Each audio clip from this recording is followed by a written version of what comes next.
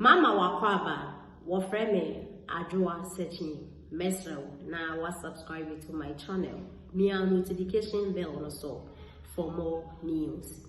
Ebusuafo nansen na akoso modam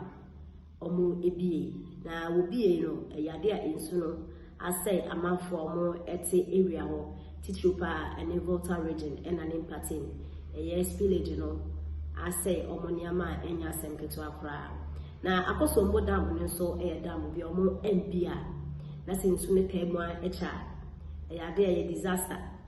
ene ohaw na mane ebekomu Ghana hanom no Esiomanteni da John Dramani Mahama ne pensu dum so no enya dia ibenya light adding na empo eka de bebre o man Ghana no enya kaketoa afi na his excellency na nado da kwakufuado ene Ghana fo etwe ne henda ye kwaya sen na ye linsu enda asenyu awo no kasa mpo ogusu ya ende nani abra no enya dia osanso benye sika foforo da ba be ye light incident se nsu na betema o mu bie se na ebe ya dam no dam no ne ho ebeye din na ebusuafo e wo sensemi mu omu bie ya nsu no efa amanfo no his excellency na nado da kwakufuado ekopie mu wo ho e de nsem ekotudwa ekomo omo setting e kan se Ghana ho dadwen e da nakoma so e na Ghana fo nso na akọ ohawo mu nti e na said excellency na nado da kwakufuado ko kan sa asem we no yade NDC for the politics ene nyasem keto akra ura okujato ablakwa our member of parliament or the ababetuja o kire say his excellency na nado danko kufuado e sheda na omoma no mu bi akoso modam bo ne se na ebeya insu ebefa manfo ID card no muntu into aba we na ni hwehe we na ekasen okujato mana wala sema working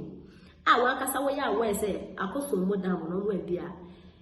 disaster de beba na sensu sanso de beba no Ghana ye ntumi nso na de ntina mo ye politics sa e wo Ghana ha no e ye not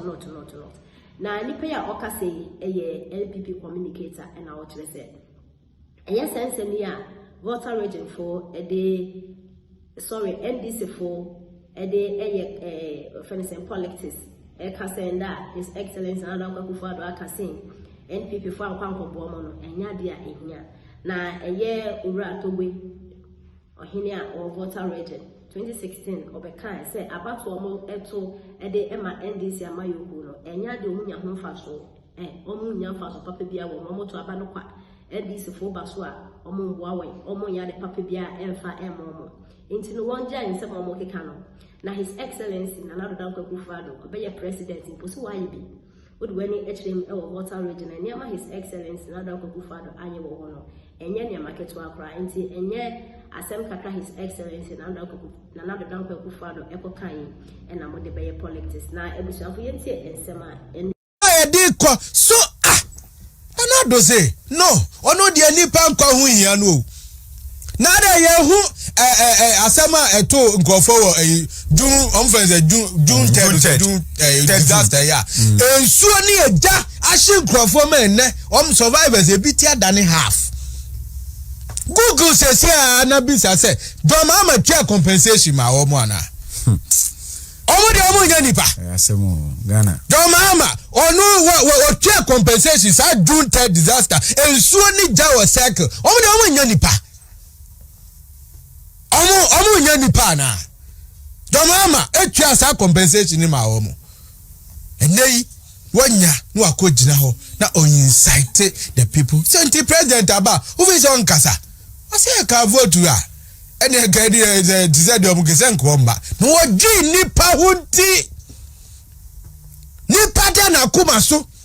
and the same words he used during COVID time. What's the economy dey betima say but nipa nkwa no on timi fam ma back. So he is there to rescue the people. And the high-powered committee was set up. No, Minia, enye adekitwa. We are not going to allow anybody who has decided say obey incited the people of Volta region. Volta region. Moshe development na mo papa dia na nadwa ya na me yanu no. Wo me nyina na okwohwe omu situation ne tibi omu timu a ena munya some sympathy be cities na yan be yadwen but when you ha your living condition you can't even say it Well, go cancel the politics. Etiye de yanka, but de yanka che mu no se. Enyuma ye mamu no, mu hu ne se.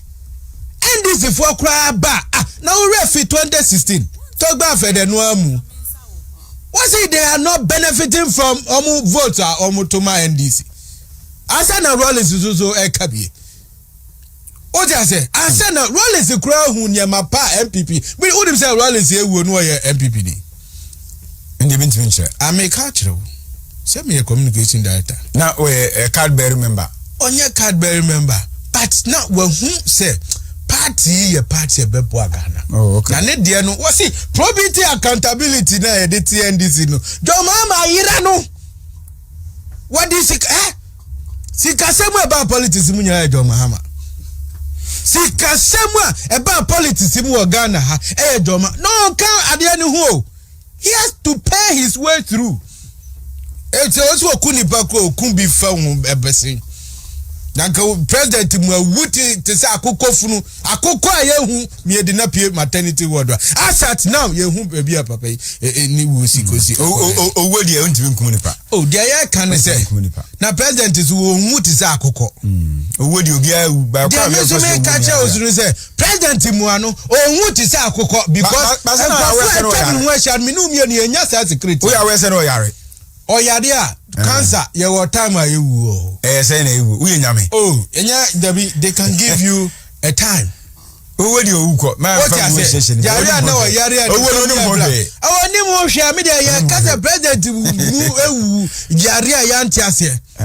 o ti ase asa na misata so dade ye nyina kwaji mpagya dade ye pagya dade ewu cancer de tomato for no ayewe eti de ye kan say spillage akoso ho no yando eni abre pa eni abre so spillage pejada dade ru ti akum James Strata be do ti kum wo ena ye ko baba ti abo yi a edini ko ya it is spillage akoso e wo Voltarians no eni obi ape o ti ase but a bar let us not incite the people against the government. Okay. I am sure and very much sure say Voltarians no nkofo na ewo ho no betenase no man hu ne say in times of crisis erade nyakopo be kire ni tumi say ne abuje yi obi as president ofato de hu so say me yi nkofo ya firi wo ha mu say mo amon hwe eniema ya de abramu committee akese aya tie any services are more enjoy now yen kase sa na mo pe but asem to obi a say ni obi ti etijina e de relief ebre nipa no mo hwe so na 2024 mo change the narrative and then na do danko akofado was it one day he hopes to say mo betu aba ama the party on kase onu na do because on ko biem but mo hope say mo betu aba because asem to obi o mai mu a say the president etijira no unlike John Mahama June 3rd disaster ene kofoni timi su ebob na ejani nsu aka we dey say nsu mpe ejani nsu aka bo mo hye nkrofo John Mahama den wo ye me da say Paul Kwabena Yando 101.3 Ultimate Radio Nyamesa